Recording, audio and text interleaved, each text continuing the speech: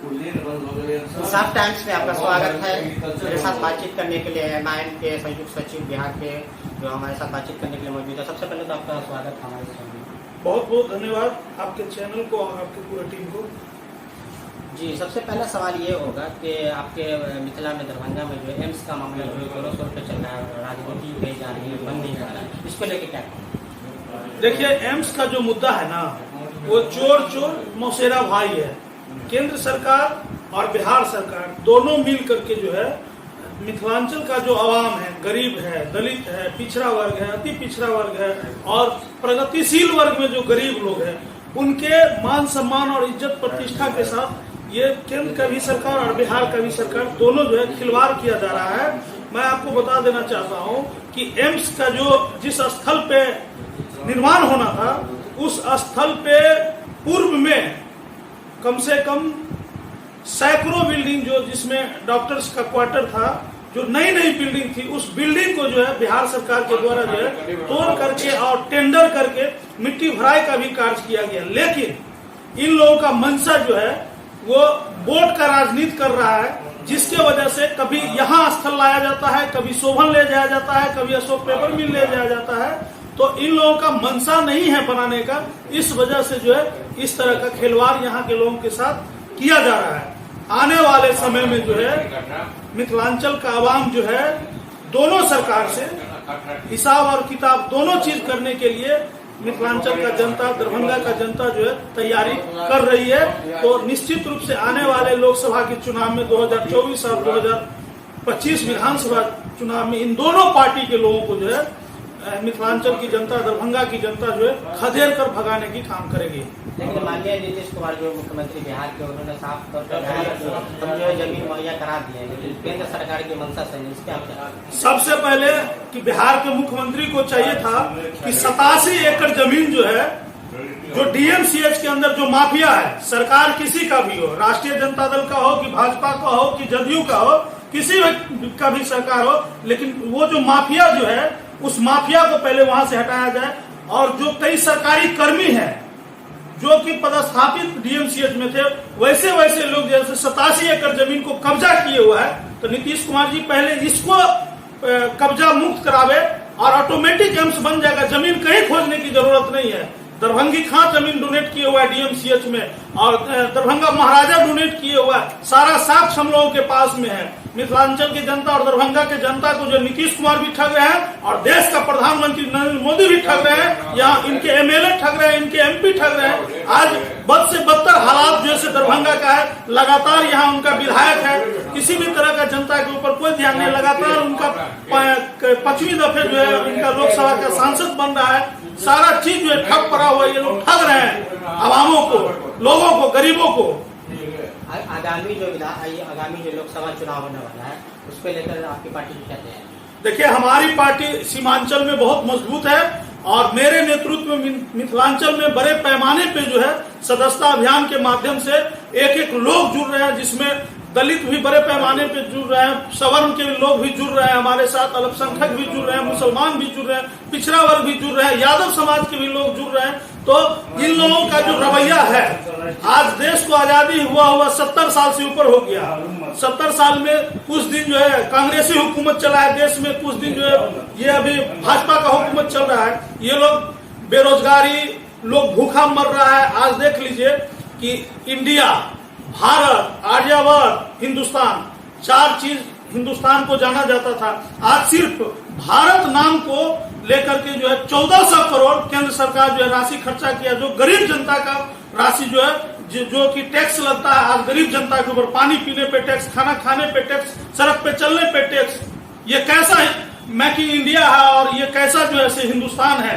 देश के प्रधानमंत्री जो है देश को जो है बर्बादी की तरफ जो है लेकर के जा रहा है। आज देश जो है गुलामी की जंजीर में फिर बंध गया और देश फिर पुनः गुलाम होने के लिए जा रहा है।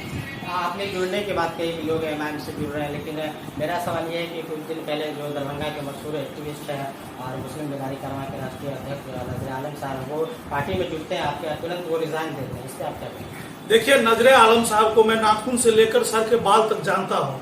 ये एमआईएम पार्टी कोई तंजीम नहीं है।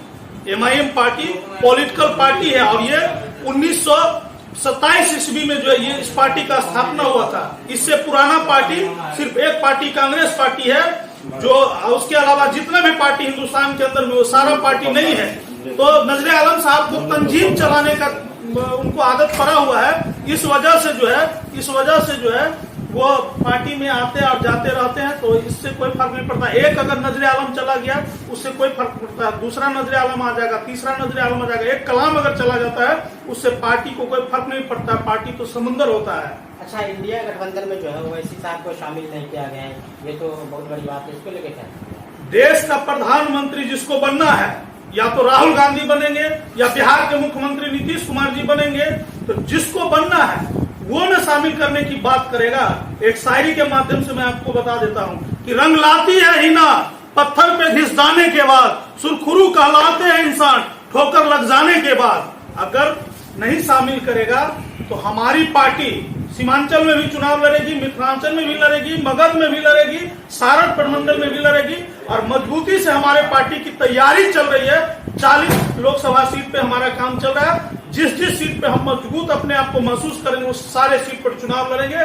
और बात रह गया 2025 का, तो 2025 में एमआईएम पार्टी 243 असेंबली कॉन्स्टिट्यूंसी पे चुनाव लड़ेगी और हम लोग मजबूती से बिहार में एमआईएम की सरकार बनेगी और बिहार के ही लोग मुख्यमंत्री बनेंगे, बिहार के ही लोग उप मुख्यमंत्री बनेंगे।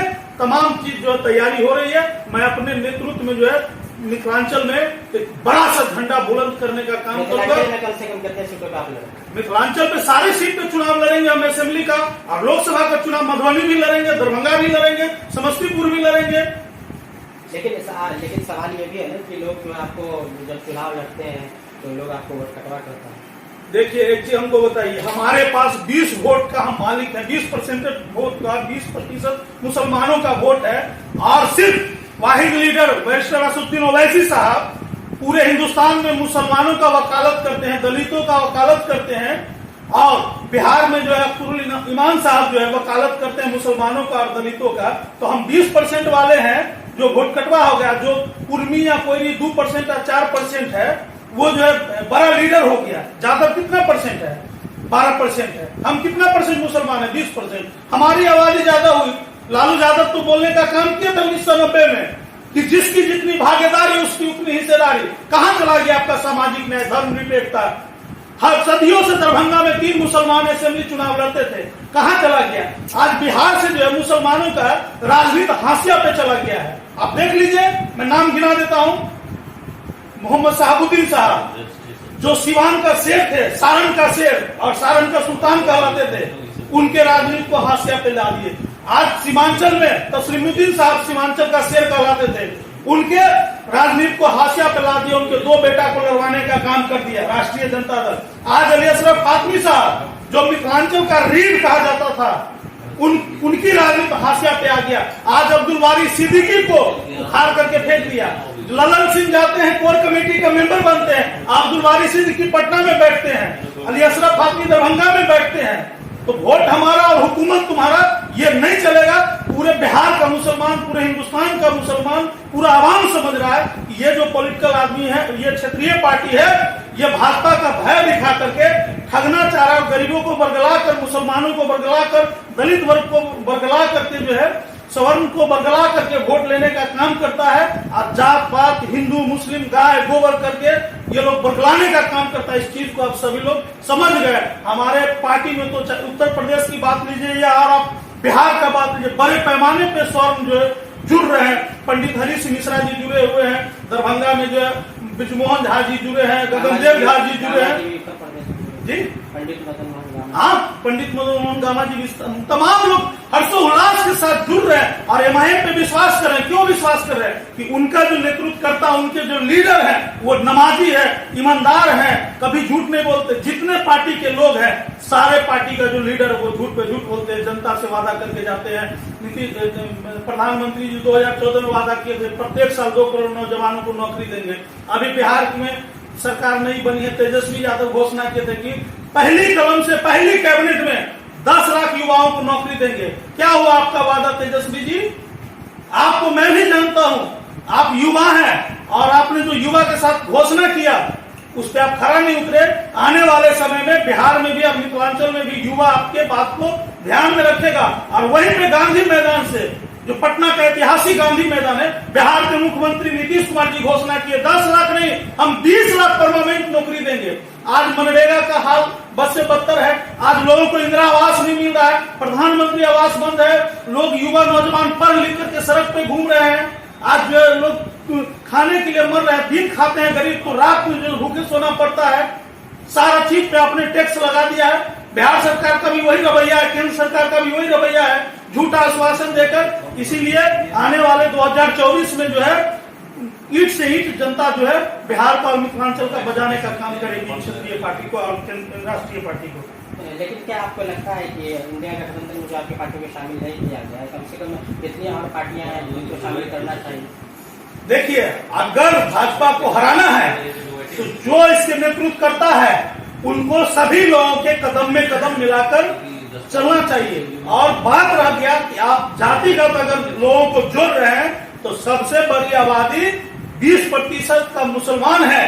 आप अलग अलग आप लड़िए, भाजपा भी लड़ जाए, जदयू भी लड़ जाए और आरजेडी भी लड़ जाए, जितने पार्टी है हिंदुस्तान का सब अलग अलग लड़ जाए। और बैरिस्टर असदुद्दीन ओवैसी साहब की भी पार्टी है, हम लोग भी अलग लड़ेंगे, सारे सीट पर जमानत जब्त करा देंगे।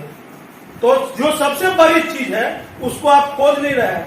जो मुसलमानों का रहनुमा है, अवामों का रहनुमा है, गरीबों का रहनुमा है, उनको आप नजरअंदाज कर रहे हैं। तो ये आपको बहुत महंगा पड़ेगा। मोदी को ऐसे आप नहीं हरा सकते हैं बगैर बैरिस्टर असदुद्दीन ओवैसी साहब को मिलाकर और कदम में कदम लेकर। ये मेरा दावा है। और नहीं तो आप देख लेना, रिजल्ट निकलेगा। एमआईएम को तो जितना सीट जितनी होगी वो जीतेगी ही, लेकिन तुम लोग कहीं नजर नहीं आओगे अगर एमआईएम के साथ नजरअंदाज करोगे।